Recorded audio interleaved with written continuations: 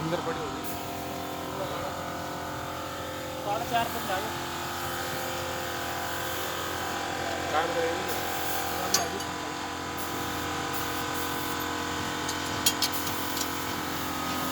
नटा लगा दे आगे ना